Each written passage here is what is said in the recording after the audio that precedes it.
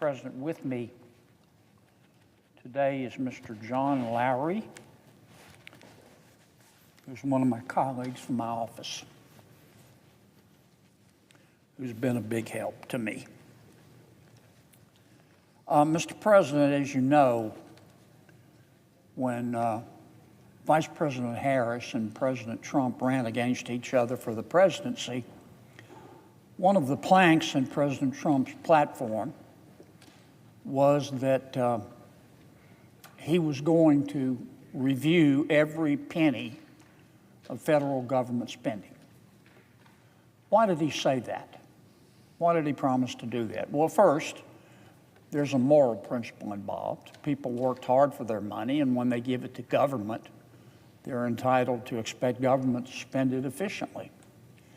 Number two, President Trump ran on that plank because of our debt. The federal debt is $36.5 trillion. You know, we throw these numbers around like a trillion, you know, we start to take them for granted.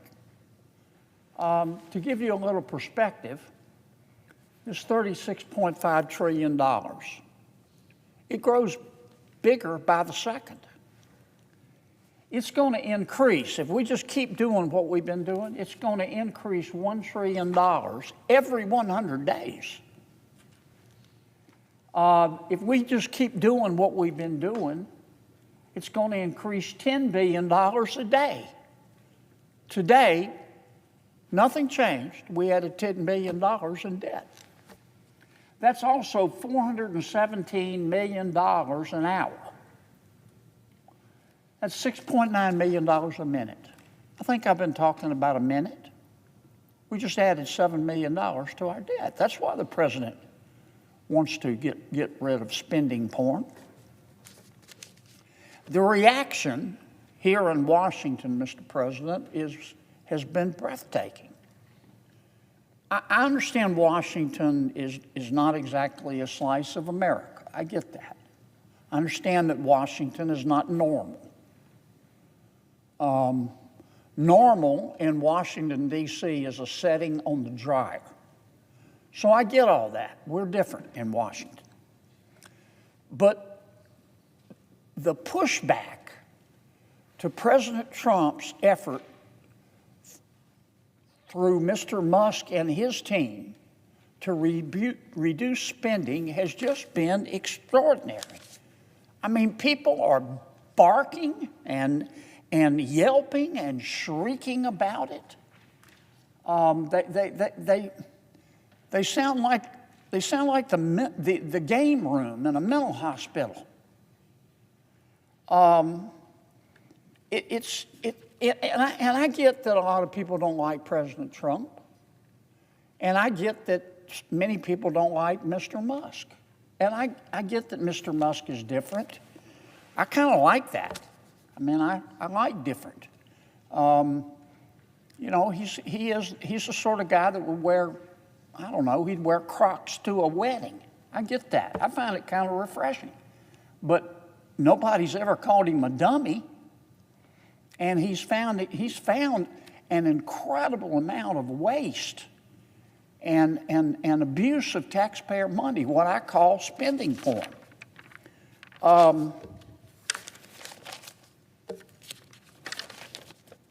I'm not going to repeat everything I repeated or I said the first time we talked about this, but Mr. President, it seems to me to be once again extraordinary that people are mad at President Trump and Mr. Musk for the process they're using, but no, they're not mad about the money being wasted. I mean, Mr. Musk, whether you like him or not, he's found, for example, $7.9 million we spent to teach Sri Lankan journalists to avoid binary gendered language. He's found money that was given to an NGO to empower the LGBT community in Armenia. He found $1.5 million that we spent to rebuild the Cuban media ecosystem. $2.1 million to the BBC to strengthen the media ecosystem in Libya. $8.3 million spent for equity and inclusion education in Nepal. Does no one care about how the money was actually abused and wasted? Mr. President, it's not unusual for me to be disappointed for some things I see in Washington. And under the last administration, I have to admit, I was disappointed just about every single day. I'd almost gotten used to it. But last week, and this is what I want to talk about, Mr. President, I read a story. It was a story about the abuse of taxpayer money in the last administration. And it was so nauseating that it triggered my gag reflex. In April of 2024, not that long ago, the EPA under President Biden gave $2 billion in taxpayer money to an organization that had absolutely no experience, that was backed by a very prominent Democratic politician by the name of Ms. Stacey Abrams. Here's what happened. In 2022, as you know, Mr. President, President Biden and my Democratic colleagues passed the Inflation Reduction Act. Not a single Republican voted for it, not one, either in the House or the Senate.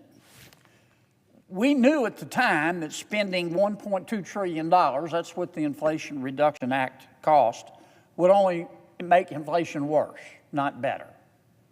And even President Biden eventually admitted that the Inflation Reduction Act did absolutely nothing to raise prices. Even President Biden, at the end of his term, admitted that. So where did all the Inflation Reduction Act money go? Fair question for taxpayers to ask. I mean, there's nothing wrong with wanting to know what they do with our money. Let me say that again.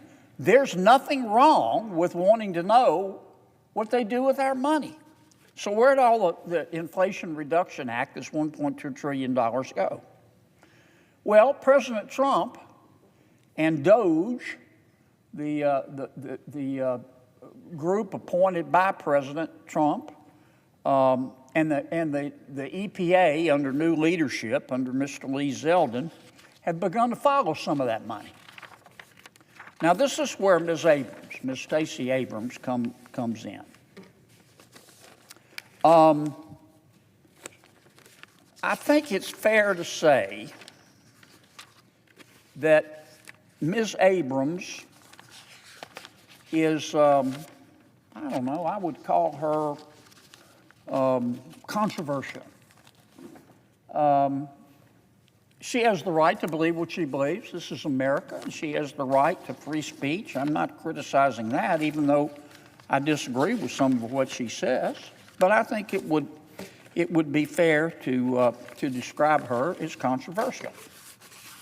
She's probably best known for the fact that she ran for governor of Georgia twice, and she lost. In her career, Ms. Abrams has said the following. I don't want to just articulate hyperbole here. I want you to read her words, not mine.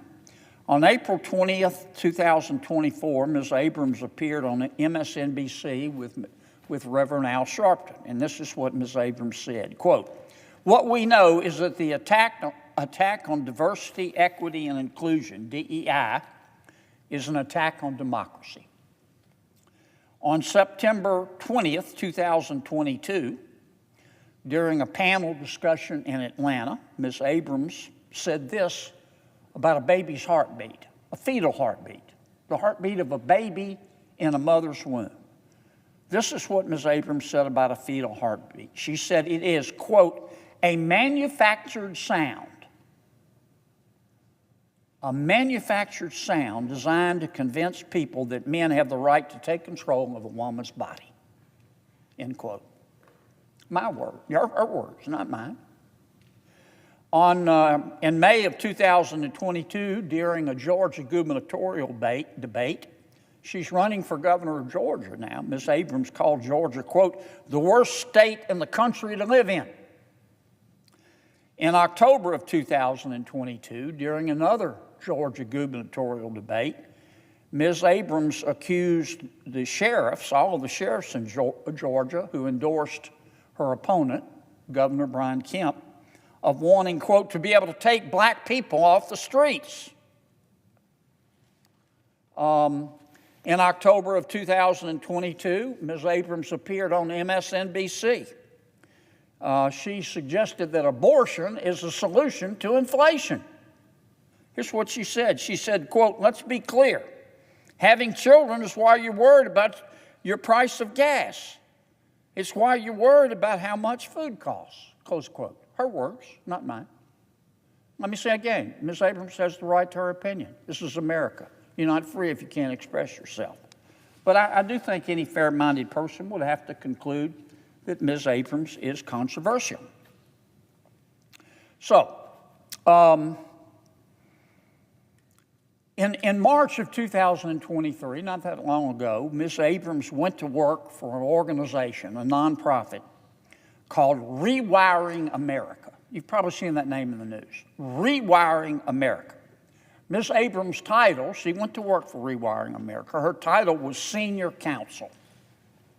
She was paid for her work for Rewiring America. We don't know how much, though there'll probably be an investigation to find out. Now, nonprofits like Rewiring America, Ms. Abrams' group, they have to file documents with the IRS. And one of the documents they have to file is called Form 990. This form by the IRS asks a number of questions about nonprofits. One of the questions the IRS asks is where it is for the organization, the nonprofit, to list its accomplishments. Rewiring America, Ms. Abrams' group, told the IRS in 2023 on this Form 990 that Rewiring America was, quote, this was Rewiring America's, quote, startup year for the organization. And the form goes on to say that the only accomplishment Rewiring America listed was that it had, quote, joined a coalition of other national organizations to apply for a grant from the Inflation Reduction Act's Greenhouse Gas Reduction Fund. In other words, Ms. Abrams' organization told the IRS that this filing was their first ever tax filing in 2023, that the organization was a startup, and its purpose was exclusively to seek a grant from President Biden's Inflation Reduction Act. Fair enough. So what do we know about this coalition that Ms. Abrams' group wanted to form?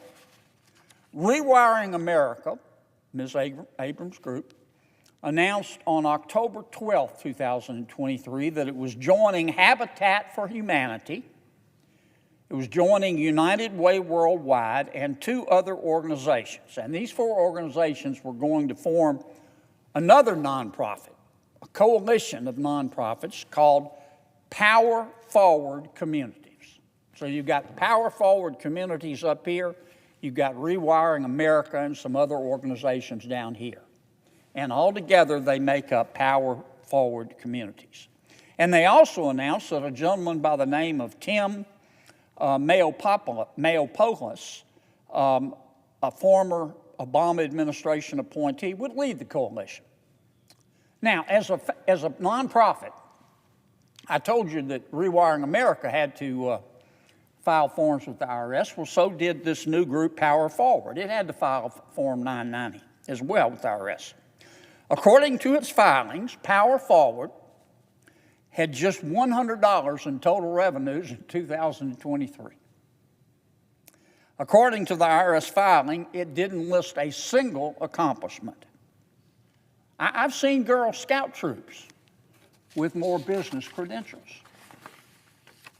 Yet power-forward communities, of which Ms. Abrams' Rewiring America was a part, had the audacity to ask the federal government for a $2 billion grant.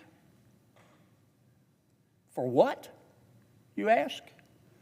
It was supposed to be for, quote, to expand access to clean energy by prioritizing housing, equity, and resilience. Power-forward communities said it wanted to take this taxpayer money and help people install energy-efficient upgrades to their homes. What are we talking about? Heat pumps. Get rid of gas stoves. Now, it's good to dream big in America. I'm all for that. But under any reasonable standard, Mr. President, under any reasonable standard, one is entitled to ask how these organizations, Ms. Abrams' Rewiring America and Power Forward Communities, brand new organizations, no business experience, $100 in the bank, are qualified to receive $2 billion of taxpayer money from the Biden administration. Now, that didn't stop the Biden administration from cutting a check, though. They took our money and gave power-forward communities in Rewiring America $2 billion. You want to know how we ran up $36 billion in debt? That's how. Now, the EPA announced in 2024 under President Biden, just 6 months after Power Forward was formed. Power Forward was formed, and 6 months later, President Biden and his team announced they were giving them $2 billion, and that's, as I said, that's B with a billion. Now look, I try to see the world from other people's bell towers as much as I can. But I cannot come up with, not for the life of me, with a single rational justification as to why the EPA under the Biden administration thought it was appropriate to give Power Forward and Rewiring America to brand new business, or brand new nonprofits with no business experience, no accomplishments according to the IRS forms, and only $100 in the bank to give them $2 billion of taxpayer money, especially to the exclusion of every other qualified applicant for that money, if there were any other qualified applicants. We don't know. I don't know. I don't know if there was a competitive bid. Now, I do know that the EPA, under President Biden, gave Ms. Abrams' group, her two groups, $2 billion cash. In the grant approval, President Biden's EPA said that Power Forward had to allocate this money to get rid of stoves and to put in heat pumps. They had to allocate the money. They had to spend it in 21 days.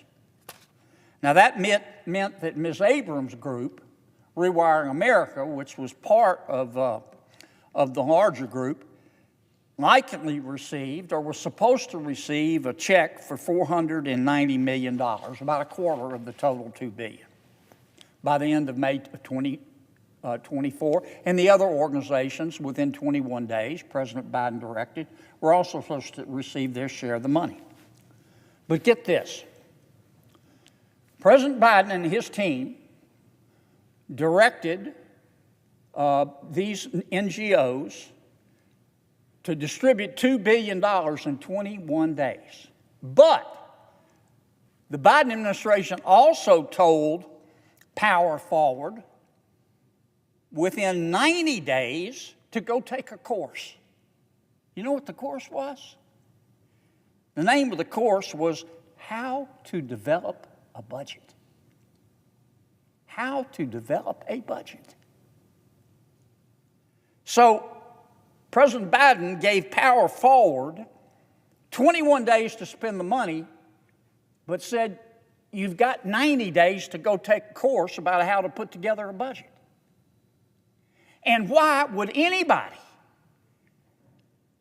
in the Milky Way give $2 billion of taxpayer money to two organizations that had just been formed, that according to the IRS filings had no accomplishments, and one of them only had $100 in the bank? I think I know why. I certainly know what it looks like. I mean, this would be comical if it wasn't so odious. $2 billion. You know, the last 4 years under the last administration have been very difficult for America. The cost of everything's gone up. The cost of many things have gone up by 20%, and our wages didn't keep up. The average electricity bill in America went up 19%. The average Louisianian, because of President Biden's inflation, had to spend an extra $890 a month, extra, for food and clothing and car notes, and they didn't get $890 a month raise. President Biden and my Democratic colleagues told us that the Inflation Reduction Act, I remember when it was passed, they said if you spend $1.2 trillion on the Inflation Reduction Act, it'll be a lifeline to every family in America. It's not what it looks like to me. It's starting to look like to me that it was really a slush fund. A slush fund for Washington insiders. Now, I don't want to make accusations that are unfair.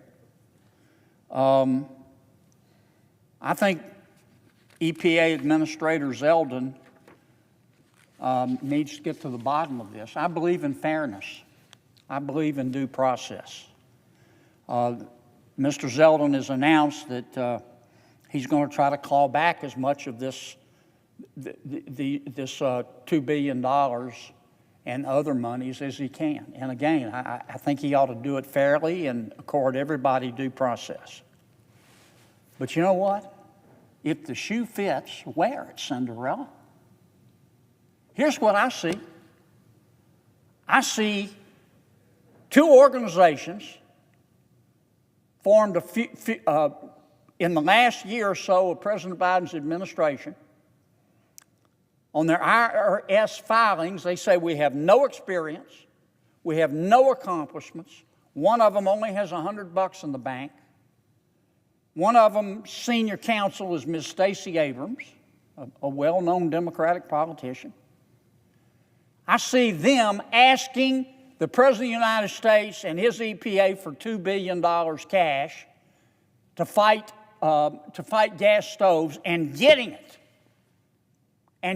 it to the exclusion of every other applicant who might have been able to use that money. Now, this is just the beginning of the type of spending porn that President Trump and Mr. Musk are uncovering, that people are screaming about. I'm going to repeat what I started with. There's nothing wrong with wanting to know what they do and did with our money. And that's all President Trump and Mr. Musk are doing.